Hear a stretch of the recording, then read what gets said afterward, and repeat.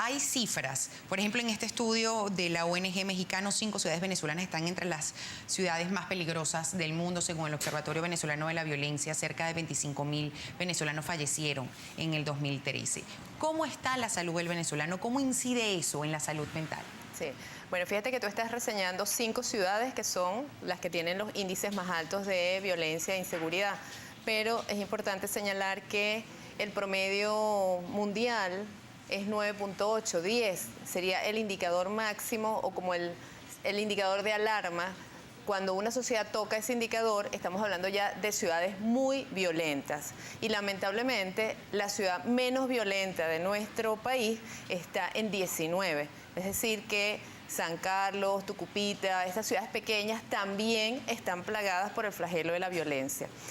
¿Cómo está nuestra salud? Está realmente deteriorada. Es importante señalar que cuando hablamos de salud mental nos referimos a la evaluación que hace cada persona de sí mismo. ¿Cómo te sientes tú en relación a la respuesta que tienes que dar ante las múltiples exigencias de tu vida cotidiana? Cuando tú te sientes a pensar y dices, oye, tengo que trabajar, tengo que hacer el mercado, tengo que cubrir mis gastos.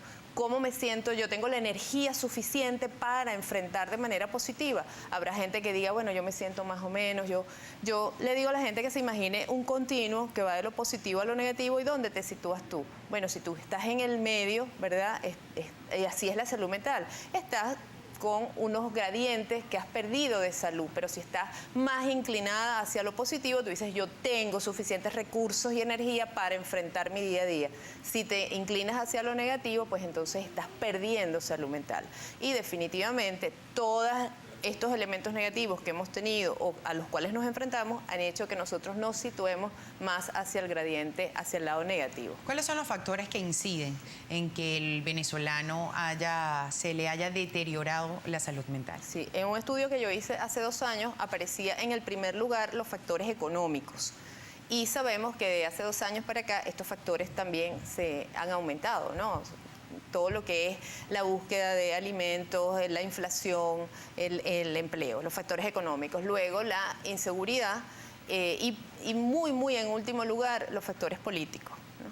Entonces, los factores naturales, los desastres naturales, las lluvias, por ejemplo, las personas que le han causado desastres, y tenemos como ejemplo Caracas, que no solamente las zonas populares sufren en las lluvias, también hay derrumbes, hay pérdidas materiales en las zonas de clase media, es decir, que estos factores inciden por igual en la ciudad de Caracas. Y por supuesto, si has tenido alguna pérdida, si has perdido tu trabajo, serían los factores que son los más importantes a la hora de golpear tu salud mental. Si se puede clasificar la población, ¿cuál sector de la población se ha visto más afectado?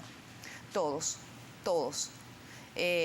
Y yo diría que, como siempre, los más vulnerables son los más pobres, que tienen menos recursos económicos también para poder buscar ayuda, para poder ir a un hospital, para buscar ayuda psicológica, ¿no? Porque el que tiene un nivel más alto tal vez hace el esfuerzo y va al psicólogo y pide algún tipo de ayuda. Y nosotros hemos visto en los últimos años un incremento importante en la asistencia a las consultas especialmente por factores de estrés, ansiedad y los ataques de pánico. Allí los estamos dividiendo por el área socioeconómica, por poder adquisitivo. En términos de edad, si se establece el público, los pacientes, si se especifica, determina por edad, ¿cuál es el sector que ha resultado más afectado? El adulto, porque el joven tiene otros recursos, el joven es muy valiente, el miedo lo conoce menos, de hecho son los más callejeros, ¿no? En el buen sentido de la palabra, todavía el joven, y está, por supuesto, esa es la edad de salir de bonche, van a sus estudios y de ahí inventan cualquier cosa. ¿De qué edad va comprendido para entender el joven y el adulto? Bueno, eso no hay una línea específica que te marque, pero pudiéramos ubicar al joven que está estudiando y que asiste bueno, a su universidad o al trabajo 25 años, hasta 25. Ya después de los 25 hay otros elementos de racionalidad que lo hacen un poco más precavido, y después de los 30 ya es un adulto, ¿verdad? Y después de los 30 pues vemos aumento en las consultas. Pero en los últimos años hemos visto cómo los niños también están asistiendo a consulta, obviamente llevados por sus padres, por ansiedades, por miedos, por pesadillas, cuando era una patología que no se describía con frecuencia en los niños. Los niños iban a consulta por trastornos de aprendizaje, por conductas berrinchosas, etcétera, pero hoy día tenemos ansiedades en nuestros niños. A eso quiero hacer referencia, con los trastornos de ansiedad, que muchos pues llevan a producir lo que son los ataques de pánico. Ahora uno escucha con mucha frecuencia trastornos de ansiedad, ataques de pánico. Lo conversábamos previo a iniciar la entrevista. Hace 15 años no eran comunes. Quizás, evidentemente, ya eran identificadas, pero no eran comunes en nuestra sociedad. ¿Qué ha ocurrido? ¿Qué tanta incidencia en estos trastornos de ansiedad tiene la población venezolana? Sí, bueno, los trastornos de ansiedad han sido descritos desde hace muchísimo tiempo en la psicopatología, pero en los últimos años hemos visto un recrudecimiento o una aparición, una exageración de estos datos.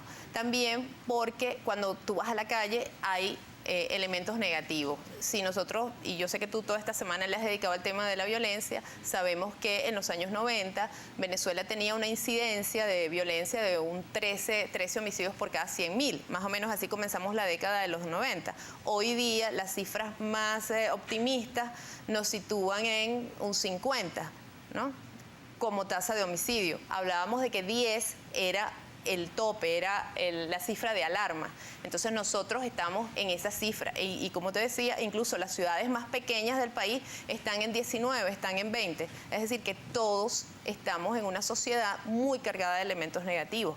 Por tanto, pues no tenemos recursos tampoco psicológicos para enfrentarnos a una situación diferente. Ahora, yo quisiera insistir cuando hay personas que me dicen el venezolano está paralizado, el miedo nos tiene paralizados. No nos tiene paralizados, el venezolano está sufriendo mucho y estamos ensayando muchísimas cosas, ¿no? Uno lo ve en consulta, como la gente dice, bueno, mira, yo me enfrento a la calle, me hago la cruz, me encomiendo a Dios, que es el que más trabaja, digo yo, en todos estos días, y haces redes, estás chequeando el tráfico, ya no sales de noche, se ha evitado manejar en las noches. Aún así, eso es un hábito que hemos tenido que cambiar. Hay gente que le gustaba manejar de madrugada o manejaba de noche porque te rinde más la carretera, ¿no? La autopista, como decíamos, pero hoy día no. O sea, entonces hemos cambiado nuestros hábitos, hemos hecho redes, hemos ensayado conductas y hemos tenido que aprender otras conductas que no son normales, ¿verdad?, para poder sobrevivir en todas estas situaciones negativas. Y como ejemplo te coloco que si tú estás de noche y te agarra un semáforo rojo, lamentablemente tienes que pasar el semáforo rojo. Eso en otra parte del mundo te va a implicar una multa. Ante la situación del país, ¿cuál es la conducta más común de sus pacientes, de los venezolanos que usted ha tratado? ¿Se abstraen, se deprimen, evaden esta situación, asumen esta situación, pero no la quieren digerir mucho? ¿Cuál es la conducta más común? Hay de todo, hay de todo. Yo en estos momentos lo que más estoy haciendo es psicología social y política, pero pertenezco también a mi gremio, tengo actividad y estoy en contacto con las personas que sí lo requieren y de todas maneras la gente en la calle te dice, usted es psicólogo, por favor ayúdeme. Yo siempre coloco el Twitter y que me puedan hacer alguna consulta. Y hay momentos de crisis en la sociedad, por ejemplo, preelectorales, yo estoy muy activa y la gente me escribe, doctora, ¿cómo hago? Haga esto y esto, y me gustaría cerrar también con un mensaje positivo para los venezolanos. ¿Qué podemos hacer para enfrentar estas situaciones difíciles? Eso nos lo va a responder en la próxima parte de Primera Página. Ya regresamos con muchísimo más.